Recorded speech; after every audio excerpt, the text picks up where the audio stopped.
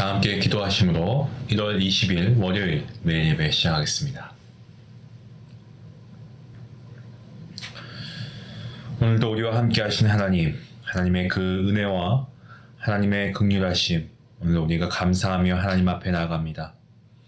오늘도 우리가 매일 예배를 통하여서 하나님 앞에 나아가기 원하오니 주님, 우리를 이 믿음의 자리로 이끌어 주시며 감사하고 말씀을 깨닫게 하시고 그 말씀에 순종할 수 있는 귀한 믿음도 허락하여 주시옵소서.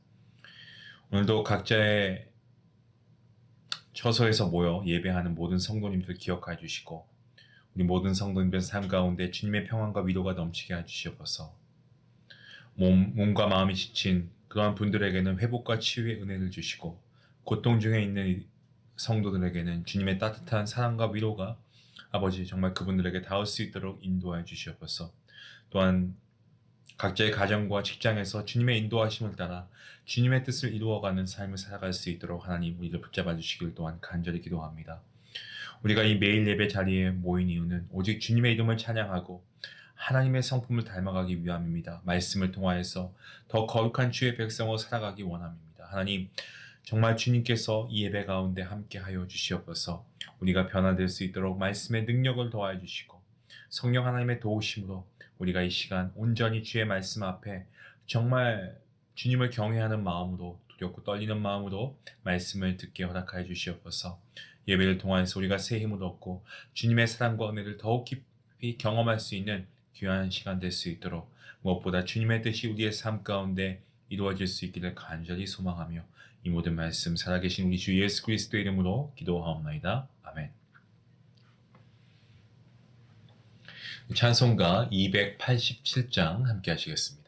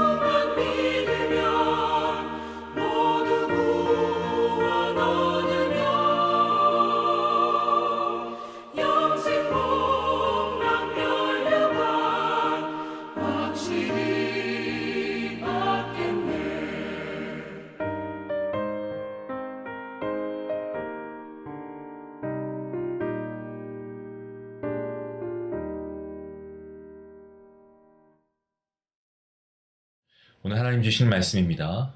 요한복음 6장 22절부터 40절까지의 말씀입니다. 우리 함께 말씀을 읽도록 하겠습니다. 이튿날 바다 건너편에 서 있던 무리가 배 한 척 외에 다른 배가 거기 없는 것과 또 어제 예수께서 제자들과 함께 그 배에 오르지 아니하시고 제자들만 가는 것을 보았더니 그러나 디베라에서 배들이 주께서 축사하신 후 여럿이 떡 먹던 그곳에 가까이 왔더라. 무리가 거기에 예수도 안 계시고 제자들도 없음을 보고 곧 배들을 타고 예수를 찾으러 가버나움으로 가서 바다 건너편에서 만나 랍비여 언제 여기 오셨나이까 하니 예수께서 대답하여 이르시되 내가 진실로 진실로 너희에게 이르노니 너희가 나를 찾는 것은 표적을 본 까닭이 아니요 떡을 먹고 배부른 까닭이로다. 썩을 양식을 위하여 일하지 말고 영생하도록 있는 양식을 위하여 하라. 이 양식은 인자가 너희에게 주리니 인자는 아버지 하나님께서 인치신 자니라. 그들이 묻되 우리가 어떻게 하여야 하나님의 일을 하오리까? 예수께서 대답하여 이르시되 하나님께서 보내신 이를 믿는 것이 하나님의 일이니라 하시니 그들이 묻되 그러면 우리가 보고 당신을 믿도록 행하시는 표적이 무엇이니까? 하시는 일이 무엇이니까? 기록된 바 하늘에서 그들에게 떡을 주어 먹게 하였다 함과 같이 우리 조상들은 광야에서 만나를 먹었나이다. 예수께서 이르시되 내가 진실로 진실로 너희에게 이르노니 너희가 모세가 너희에게 하늘로부터 떡을 준 것이 아니라 내 아버지께서 너희에게 하늘로부터 참떡을 주시나니 하나님의 떡은 하늘에서 내려 세상에 생명을 주는 것이니라. 그들이 이르되 주여 이 떡은 항상 우리에게 주소서. 예수께서 이르시되 나는 생명의 떡이니 내게 오는 자는 결코 주리지 아니할 터이요 나를 믿는 자는 영원히 목마르지 아니하니라. 그러나 내가 너희에게 이르기를 너희는 나를 보고도 믿지 아니하는도다 하였느니라. 아버지께서 내게 주시는 자는 다 내게로 올 것이요 내게 오는 자는 내가 결코 내쫓지 아니하니라. 내가 하늘에서 내려온 것은 내 뜻을 행하려 함이 아니요 나를 보내신 이의 뜻을 행하려 함이니라. 나를 보내신 이의 뜻은 내게 주신 자 중에 내가 하나도 잃어버리지 아니하고 마지막 날에 다시 살리는 이것이니라. 내 아버지의 뜻은 아들을 보고 믿는 자마다 영생을 얻는 이것이니 마지막 날에 내가 이를 다시 살리리라 하시니라. 아멘. 먹는 문제, 이것은 예수님 당시에 있어서는요, 사람들에게 있어서 아주 중요한 화두였습니다. 당시 사람들은 굉장히 경제적인 어려움과 먹는 문제 때문에 큰 고통을 겪고 있었고 예수님께서 오병이어의 기적을 행하셨을 때에 그 기적의 신비와 달콤함에 깊이 빠져들었습니다. 그들은 예수님이 자신들에게 필요한 음식을 제공해 주실 수 있는 분으로 그렇게 보았고요. 그로 인해서 예수님을 왕으로 삼고자 하기도 했습니다. 하지만 그들 마음속에는 예수님의 가르침에 대한 어떤 진지한 동경보다 세상의 욕망과 세상의 욕심이 가득 차 있었다라는 것이죠. 오늘 주님께서는 오늘 본문을 보시면 그 마음을 정확히 꿰뚫어 보고 계셨습니다. 이러한 그들에게 예수님께서 말씀하십니다. 본문 26절 말씀에 내가 진실로 너에게 이르노니 너희는 나를 찾고자 하되 표적을 본 까닭이 아니라 떡을 먹고 배가 불렀기 때문이다 라고 말씀하십니다. 예수님을 찾는 그들의 이유가 뭡니까? 예수님의 가르침이나 영적인 진리 때문이 아니고 세상적인 양식, 이 떡을 먹기 위함이었다는 것을 예수님께서 지적하고 계십니다. 그들은 예수님을 통해 물질적인 이익을 얻고자 했을 뿐이었고 예수님의 진정한 어떤 의미와 그분의 이 땅에 오심의 목적을 깨닫지 못했습니다. 예수님은 제자들과 함께 배를 타고 떠나셨습니다마는 이 무리들은 어떻습니까? 예수님을 찾기 위해서 급히 바다를 건너갔습니다. 그리고 예수님을 찾았을 때 뭐라고 합니까? 랍비여 언제 여기 오셨나이까? 라고 묻습니다.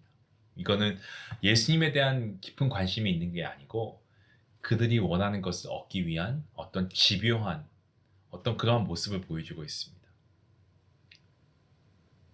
사실 먹고 사는 문제, 저희가 샘플 안에 있어서 더 이런 것을 우리가 체감하며 사는 것 같은데요. 사실 다 그렇지 않겠습니까? 오늘날도 사람들 경제와 먹고 사는 문제에 큰 관심을 가집니다. 많은 사람들이 생계를 위해 애씁니다. 때론 과도한 욕망에 이끌려서 물질적 풍요를 추구합니다. 예수님을 찾는 무리들, 오늘 말씀해 보시면 이들도 마찬가지로 예수님을 통해 먹을 것을 얻고자 했고 어떤 그들 마음속에 있는 것은 진정한 영적인 갈망보다는 물질적인 욕망에 치중해 있었다라는 것이죠. 그러한 그들 가운데 예수님께서 말씀하십니다. 본문 27절 말씀에 썩을 양식을 위해 일하지 말고 영원히 죽지 아니할 양식을 위해서 일해라 말씀하고 계십니다. 예수님께서는 그들 가운데 사람의 욕망이 채워질 수 없다라는 것을 경고하시고 정말 진정으로 필요한 것인데 그것은 세상적인 양식이 아니고 영원한 생명의 양식이라는 것을 깨닫게 하셨습니다. 그들에게 필요한 것은 단지 배를 채우는 것이 아니고 영원히 만족할 수 있는 하나님과의 연합, 그것을 알려주신 말씀이죠. 예수님께서는 그들 가운데 말씀하십니다. 나는 생명의 떡이다. 내게 오는 자는 결코 배고프지 아니할 것이고 나를 믿는 자는 영원히 목마르지 아니할 것이다 라고 말씀하십니다. 무엇을 말씀하십니까? 정말 우리에게 필요한 것은 영원한 생명과 바로 하나님과의 관계라는 것이죠.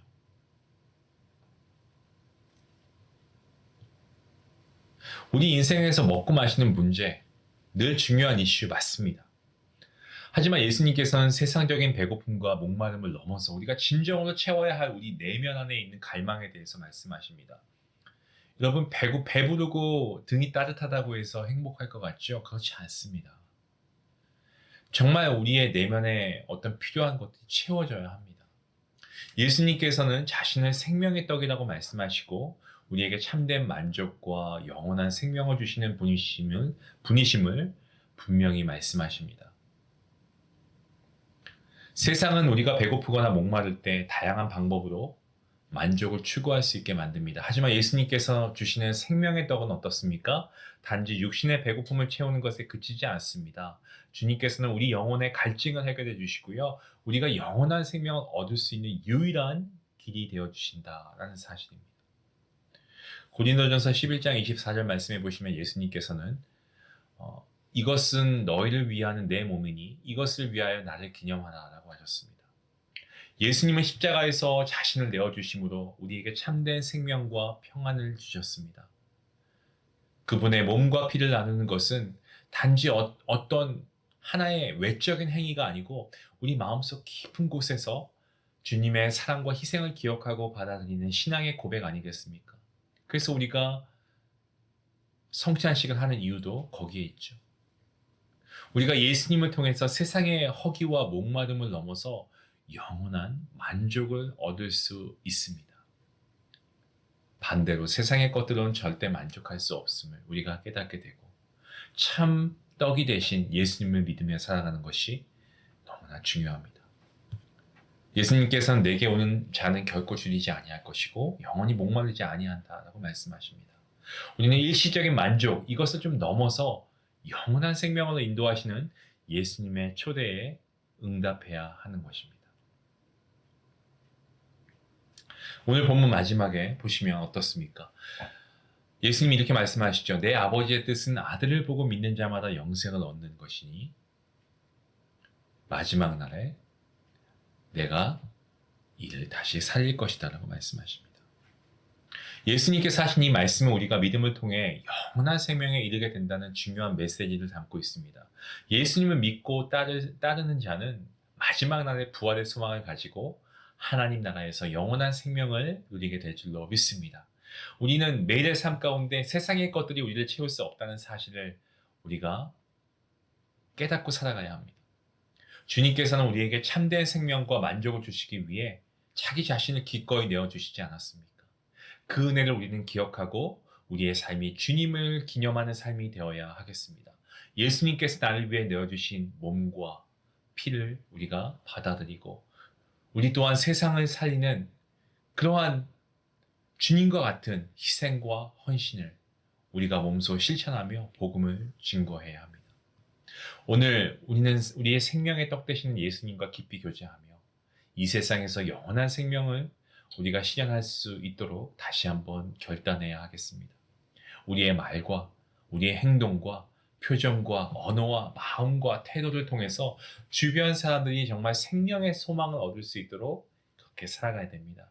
주님의 향기를 바라며 살아가야 됩니다. 주님의 증인으로 살아가야 됩니다. 주님께서 우리에게 주신 그 은혜 우리가 깊이 감사하며 그 은혜를 우리가 함께 나눌 수 있는 삶을 살아갈 수 있는 귀한 은혜가 있기를 간절히 기도합니다. 기도하시겠습니다.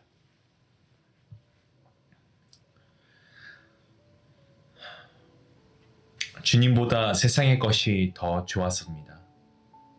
주님의 평가보다 사람들의 평가가 더 잘 들렸습니다.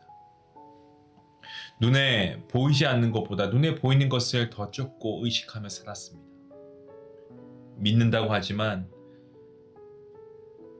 어찌 보면 저부터가 세상의 오병이어를 따르는 무리 중에 한 사람이었던 것 같다는 생각을 합니다. 그래서 늘 배가 고프고 목이 말랐습니다. 생명의 떡이 되시는 주님, 결코 줄이지 않고 다시 목마르지 않게 해주시는 주님을 양식 삼아 살아갈 수 있는 인생, 바로 우리의 인생이 될 수 있게 허락해 주시옵소서. 마지막 날 다시 살리시는 하나님을 따라 우리도 누군가를 살리고 먹이는 그런 하루가 될 수 있기 원합니다. 그러한 능력 있는 성도, 주님의 은혜를 베풀 수 있는 귀한 삶을 살아갈 수 있는 우리 모두가 될 수 있도록 하나님 함께해 주시옵소서. 감사하며 예수님의 이름으로 기도합니다. 아멘. 오늘 말씀을 생각하면서 우리가 함께 기도했으면 좋겠습니다. 지금까지 우리가 따랐던 썩을 양식에는 어떤 것들이 있습니까? 우리가 이런 것들 좀 있다면 회개해야 되겠죠. 그리고 우리가 영의 양식을 위해서 우리가 살아야 될 줄로 믿습니다. 주님만을 우리가 섬기고 예배하고 우리가 받은 은혜 나눌 수 있길 원하고요. 이러한 삶을 통해서 내가 누구를 살려야 하는지 우리가 좀 묵상하고 살리는 일에 우리가 희생할 수 있는 그런 우리 모두가 될 수 있길 원합니다. 같이 말씀 생각하시면서 기도하시겠습니다.